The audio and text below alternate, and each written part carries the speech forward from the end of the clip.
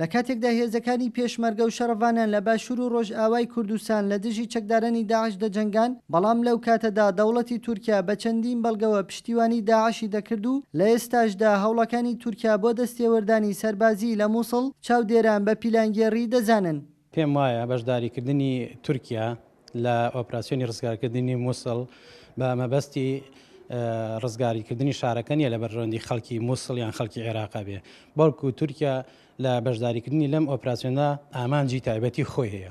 تورکیا دەیەوێت بەم سیاسەتەی بەم بەشداریکردنەی بە بەردێک وەکو کورد دەڵێ دوو چۆلەکە بکوژێ. یەکەم هەم یارمەتی داعش دات لەوەی کە بەشداری ئەکا لە ڕزگارکردنی مووسڵ بەشداری لە بەشداریکردنەکەی ئەبێتە هۆی ئەوەی کەوا داعش سوودمەند بێت و دوو ئەوێ بە هەموو شێوەیەک دژایەتی یەپەگە و ڕۆژئاوای کوردستان و پاکەکە بکە کە ئەوان لەو ناوچەیە بوونیان هەیە.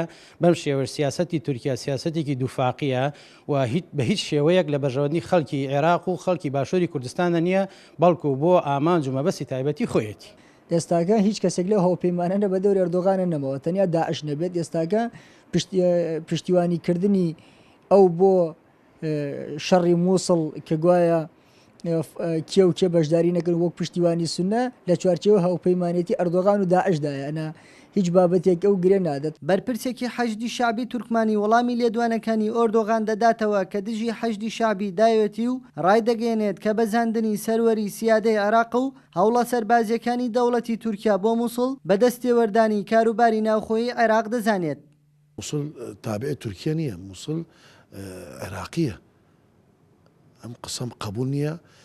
هێوەدارم ئینشاءڵڵاش ئەوێ ڕزگارکردنی مووسڵ حەویجە ئەم منطقە باقی منطقەکان تەجروبەی بەشیر ئەیکەین ئینشاءڵڵا.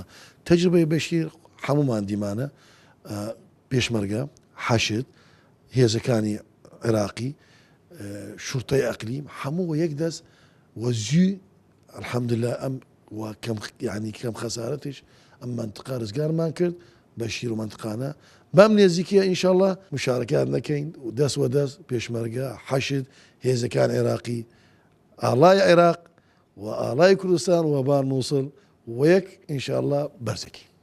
ڕزگارکردنی شاری مووسڵ لە دەستی تیرۆریستانی داعش بۆتە ململانی ئیقلیمی و ناوخۆی نێوان هێزەکان و وتەکانی ئەم دوای ئۆردۆغان لەسەر پرۆسەی ئازادکردنی شاری مووسڵ کاردانەوەی جۆرا و جۆری بەدوای خۆیدا هێناوە و عێراقەکانیش دژی دەوەستنەوە. کاروان حەبیب، کورتسات نیوز، خوڕمات.